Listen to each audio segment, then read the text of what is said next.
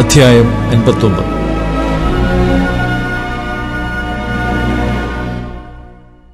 രക്ഷിപ്പാൻ കഴിയാതെ വണ്ണം യഹോവയുടെ കൈ കുറുകിയിട്ടില്ല, കേൾപ്പാൻ കഴിയാതെ വണ്ണം അവന്റെ ചെവി മന്ദമായിട്ടുമില്ല. നിങ്ങളുടെ അകൃത്യങ്ങളത്രേ നിങ്ങളെയും നിങ്ങളുടെ ദൈവത്തെയും തമ്മിൽ ഭിന്നിപ്പിച്ചിരിക്കുന്നു. നിങ്ങളുടെ പാപങ്ങളത്രേ അവൻ കേൾക്കാതെ വണ്ണം അവന്റെ മുഖത്തെ നിങ്ങൾക്ക് മറയ്ക്കുമാറാക്കിയത്. നിങ്ങളുടെ കൈകൾ രക്തം കൊണ്ടും നിങ്ങളുടെ വിരലുകൾ അകൃത്യം കൊണ്ടും മലിനമായിരിക്കുന്നു. നിങ്ങളുടെ അധരങ്ങൾ ഭോഷ്ക് സംസ്കാരിക്കുന്നു, നിങ്ങളുടെ നാവ് നീതികേട് ജപിക്കുന്നു. ഒരുത്തനും നീതിയോടെ വ്യവഹരിക്കുന്നില്ല, ഒരുത്തനും സത്യത്തോടെ പ്രതിപാദിക്കുന്നില്ല. അവർ വ്യാജത്തിൽ ആശ്രയിച്ച് ഭോഷ്ക് സംസാരിക്കുന്നു. അവർ കഷ്ടത്തെ ഗർഭം ധരിച്ച് നീതികേടിനെ പ്രസവിക്കുന്നു. അവർ അണലിമുട്ട പൊരുന്നുകയും ചിലന്തി വല നെയ്യുകയും ചെയ്യുന്നു. ആ മുട്ട തിന്നുന്നവൻ മരിക്കും, പൊട്ടിച്ചാൽ അണലി പുറത്തു വരുന്നു. അവർ നെയ്തത് വസ്ത്രത്തിന് കൊള്ളുകയില്ല, അവരുടെ പണി അവർക്ക് പുതപ്പാകുകയുമില്ല. അവരുടെ പ്രവൃത്തികൾ നീതികെട്ട പ്രവൃത്തികൾ, സാഹസകർമ്മങ്ങൾ അവരുടെ കൈക്കലുണ്ട്. അവരുടെ കാൽ ദോഷത്തിനായി ഓടുന്നു, കുറ്റമില്ലാത്ത രക്തം ചിന്നുവാൻ അവർ ബന്ധപ്പെടുന്നു.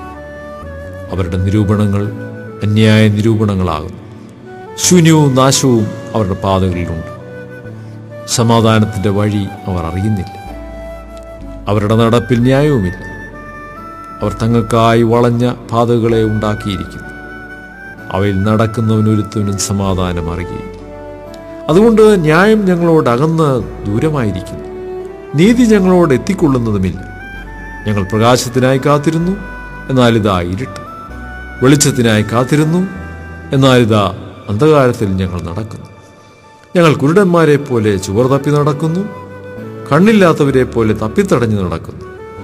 സന്ധ്യാസമയത്തെന്ന പോലെ ഞങ്ങൾ മധ്യാഹ്നത്തിൽ ഇടറുന്നു, ആരോഗ്യമുള്ളവരുടെ മധ്യേ ഞങ്ങൾ മരിച്ചവരെ പോലെയാകുന്നു. ഞങ്ങളെല്ലാവരും കരടികളെപ്പോലെ അലറുന്നു, പ്രാവുകളെപ്പോലെ ഏറ്റവും കുറുകുന്നു. ഞങ്ങൾ ന്യായത്തിനായി കാത്തിരിക്കുന്നു, എങ്കിലും ഒട്ടുമില്ല; രക്ഷയ്ക്കായി കാത്തിരിക്കുന്നു, എന്നാൽ അത് ഞങ്ങളോട് അകന്നിരിക്കുന്നു. ഞങ്ങളുടെ അതിക്രമങ്ങൾ നിന്റെ മുൻപാകെ പെരുകിയിരിക്കുന്നു, ഞങ്ങളുടെ പാപങ്ങൾ ഞങ്ങൾക്ക് വിരോധമായി സാക്ഷീകരിക്കുന്നു. ഞങ്ങളുടെ അതിക്രമങ്ങൾ ഞങ്ങൾക്ക് ബോധ്യമായിരിക്കുന്നു, ഞങ്ങളുടെ അകൃത്യങ്ങളെ ഞങ്ങൾ അറിയുന്നു. അതിക്രമം ചെയ്ത് യഹോവയെ നിഷേധിക്കുക, ഞങ്ങളുടെ ദൈവത്തെ വിട്ടുമാറുക, പീഡനവും മത്സരവും സംസാരിക്കുക, വ്യാജവാക്കുകളെ ഗർഭം ധരിച്ച് ഹൃദയത്തിൽ നിന്ന് ഉച്ചരിക്കുക എന്നിവ തന്നെ. അങ്ങനെ ന്യായം പിന്മാറി നീതി അകന്നു നിൽക്കുന്നു, സത്യം വീതിയിൽ ഇടറുന്നു, നേരിന് കടപ്പാൻ കഴിയുന്നതുമില്ല. സത്യം കാണാതെയായി, ദോഷം വിട്ടകലുന്നവൻ കവർച്ചയായി ഭവിക്കുന്നു. യഹോവ അത് കണ്ടിട്ട് ന്യായമില്ലായ്ക നിമിത്തം അവനെ അനിഷ്ടം തോന്നുന്നു. ആരുമില്ലെന്നവൻ കണ്ടു, പക്ഷപാതം ചെയ്യുവാൻ ആരുമില്ലായികയാൽ ആശ്ചര്യപ്പെട്ടു. അതുകൊണ്ട് അവന്റെ ഭുജം തന്നെ അവൻ രക്ഷവരുത്തി, അവന്റെ നീതി അവനെ താങ്ങി. അവൻ നീതി ഒരു കവചം പോലെ ധരിച്ചു, രക്ഷയെന്ന തലക്കോരിക തലയിലിട്ടു. അവൻ പ്രതികാര വസ്ത്രങ്ങളെ ഉടുത്തു, തീഷ്ണത ഒരു മേലങ്കി പോലെ പുതച്ചു.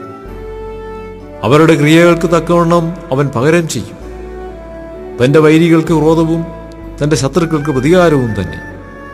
ദ്വീപവാസികളോട് അവൻ പതിർക്കുക ചെയ്യും. അങ്ങനെ അവൻ പടിഞ്ഞാറ് യഹോവയുടെ നാമത്തെയും കിഴക്ക് അവന്റെ മഹത്വത്തെയും ഭയപ്പെടും. കെട്ടിനിന്നതും യഹോവയുടെ ശ്വാസം തള്ളിപ്പായിക്കുന്നതുമായ ഒരു നദി പോലെ അവൻ വരും. എന്നാൽ സിയോനും യാക്കോബിൽ അതിക്രമം വിട്ടുതിരിയുന്നവർക്കും അവൻ വീണ്ടെടുപ്പുകാരനായി വരും എന്ന് യഹോവയുടെ അരുളപ്പാട്. ഞാൻ അവരോട് ചെയ്തിരിക്കുന്ന നിയമമോ ഇതാകുന്നു എന്ന് യഹോവ അരുളിച്ചെയ്യുന്നു.